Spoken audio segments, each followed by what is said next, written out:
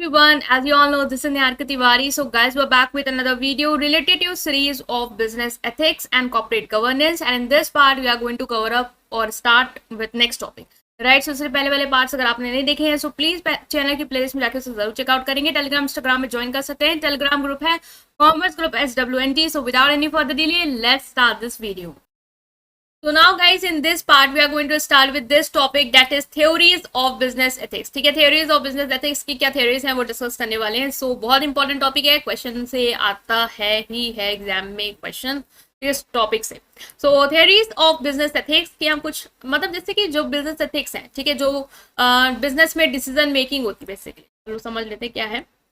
Business में जो decision making होती है, जैसे कोई डिसीजन लेना है तो हम कुछ theories को फॉलो करते हैं ताकि हम उन डिसीजन मेकिंग को प्रॉपरली कर पाए। ठीक है, कोई भी सिचुएशन आ गई, कोई डिसीजन लेना है तो हम कैसे डिसीजंस लेंगे, तो कुछ एथिक्स में, कुछ बिजनेस एथिक्स की ऐसी थ्योरीज होती है जो हमें उस डिसीजन मेकिंग में हमें गाइड करती है कि इन चीजों को फॉलो करके हम क्या कर सकते हैं, एक बेटर डिसीजन ले सकते हैं।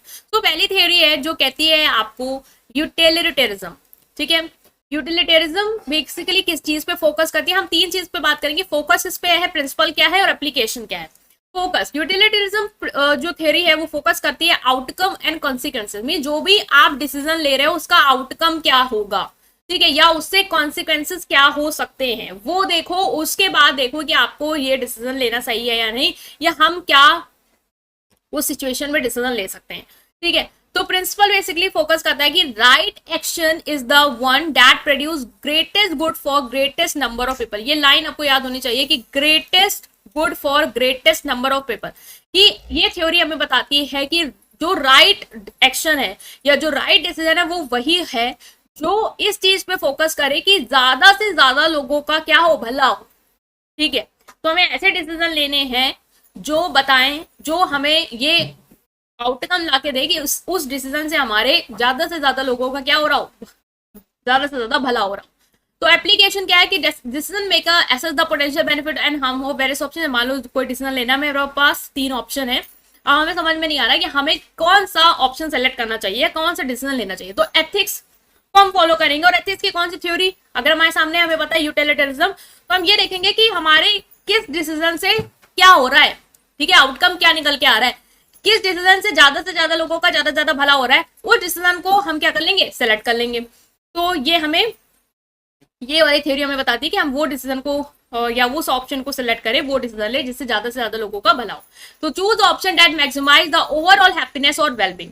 फॉर एग्जाम्पल, अ कंपनी में decide to implement environmentally friendly practices because the long term benefit to the society and environment outweighs the immediate cost. Means company जो है वो, जैसे मान लो कंपनी के पास एक ऐसी सिचुएशन आई है, उसके पास ऑप्शन है कि वो इन्वायरमेंट फ्रेंडली चीजें कर सकती है, नॉन इन्वायरमेंट फ्रेंडली चीजें कर सकती है, ऐसे करके जिससे ज्यादा से ज्यादा प्रॉफिट मिल जाए। ठीक है, तो कंपनी ये देखेगी कि भाई उस डिसीजन से उसका आउटकम क्या निकल के आ रहा है।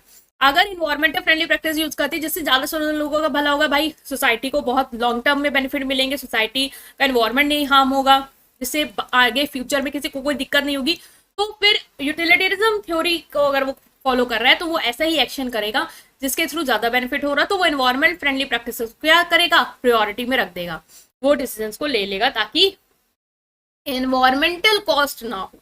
ठीक है, एनवायरमेंट को हार्म करने की कॉस्ट की वजह वो जो इमीडिएट कॉस्ट है वो बेयर कर लेगा। ठीक है, फ्यूचर में कोई कॉस्ट ना आए उस हार्म की वजह से।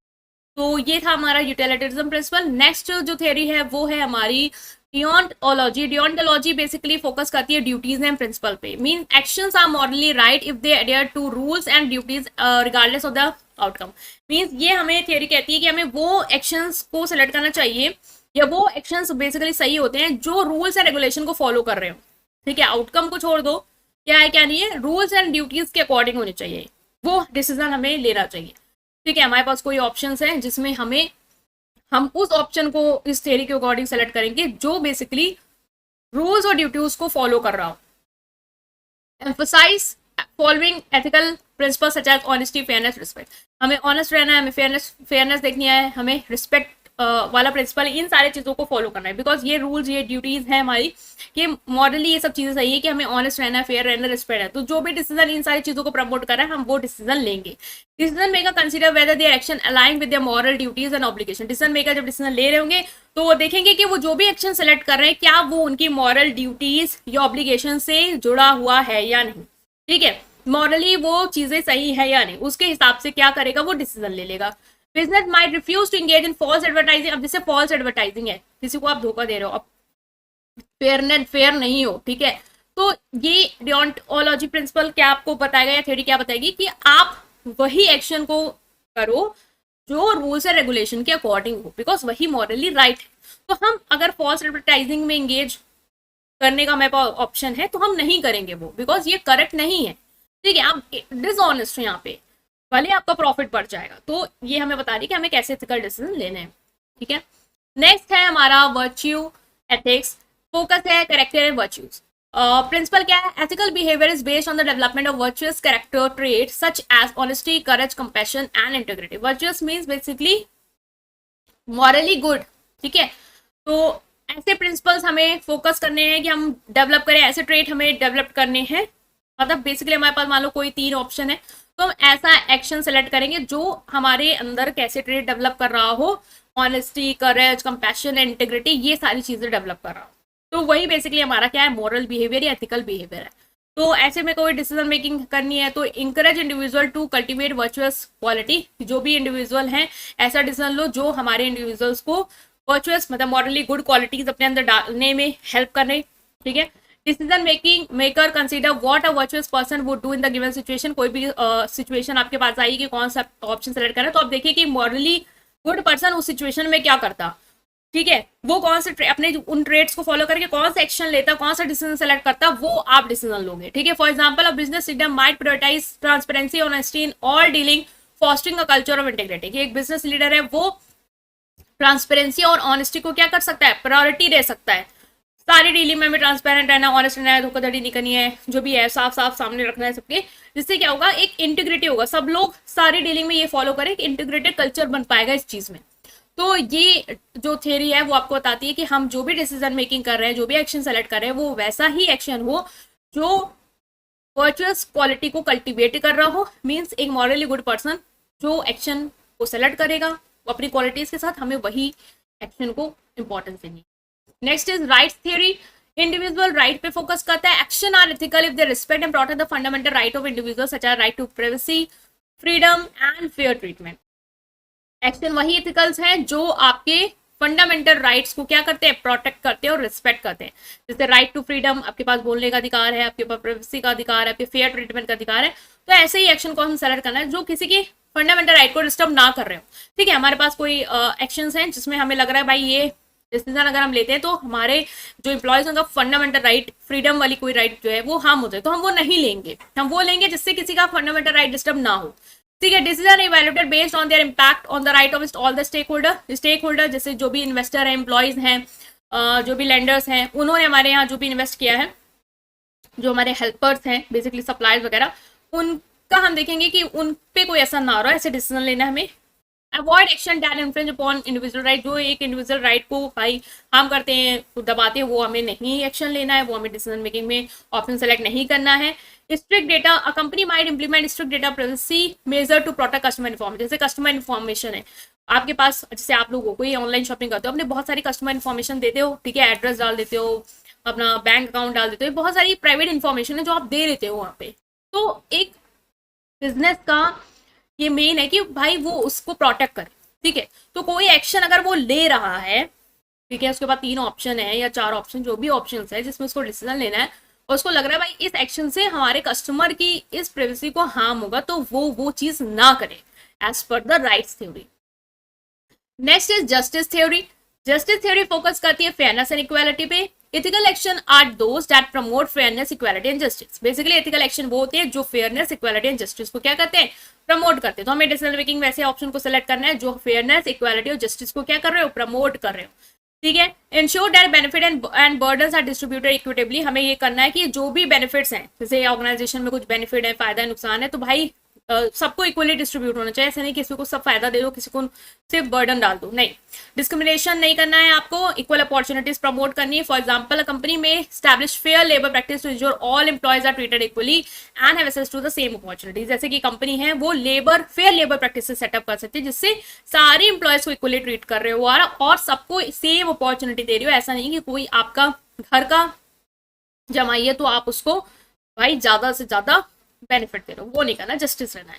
केयर एथिक्स बेसिकली रिलेशनशिप और केयर पे emphasize the importance of care, empathy and maintaining relationship in ethical decision making। Means care ethics basically क्या है कि हमें रिलेशनशिप और केयर को ध्यान रखते हुए डिसीजन मेकिंग में ऑप्शन सेलेक्ट करने हैं, ठीक है। Importance of care, empathy, maintaining relationship, ये सारी चीजें कि हमारा रिलेशन मेंटेन रहे, हम एम्पैथाइज करें, ठीक है। Decision are made with consideration for the need and wellbeing of that. जो हमें डिसीजन लेना है वो हम देखेंगे कि दूसरों की जरूरत और दूसरों की वेलबींग है उसमें या नहीं। Nurturing and maintaining healthy relationship, हमें प्रायोरिटी देनी है कि डिसीजन ऐसा ही हो जिससे हमारे रिलेशनशिप भाई खराब ना हो।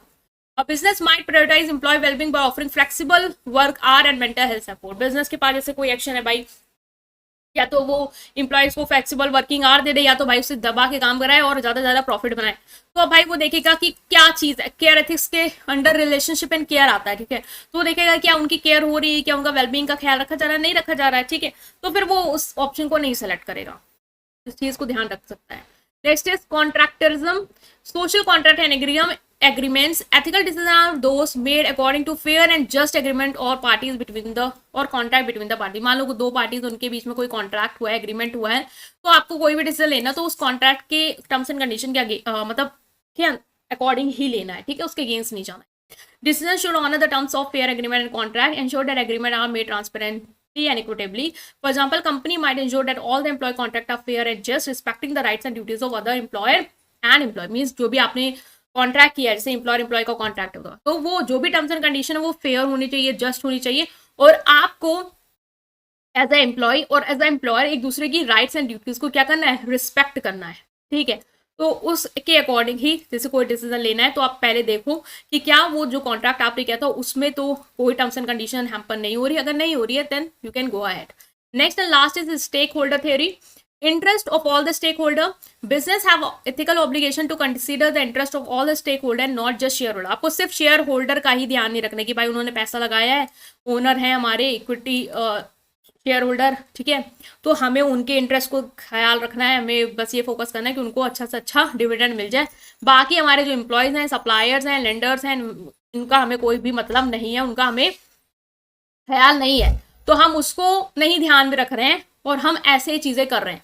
तो ये चीज आपको नहीं करनी है, आपको ऐसे डिसीजन लेने हैं जिसमें सबका हित हो, जिससे सारे स्टेक होल्डर जो आपके ऑर्गेनाइजेशन में इंगेज है सबका आप भला कर रहे हो। तो decision evaluated based on the impact on stakeholder including employees, customer relationship and community. भाई आपको देखना है कि जो भी डिसीजन आप ले रहे हो उसका इम्पैक्ट क्या होगा सारे स्टेक होल्डर, चाहे वो एम्प्लॉयज हो, चाहे वो कस्टमर हो, चाहे वो सप्लायर हो, चाहे वो आपकी कम्युनिटी हो। मान लो आपके एम्प्लॉय जो भी आपने डिसीजन लिया, ठीक है, उससे आपके कस्टमर को तो फायदा हो रहा है, सप्लायर को तो फायदा हो रहा है, लेकिन इन्वायरमेंट को हार्म हो रहा है, कम्युनिटी को कोई फायदा नहीं हो रहा है, तो आप वो डिसीजन नहीं लो, ठीक है।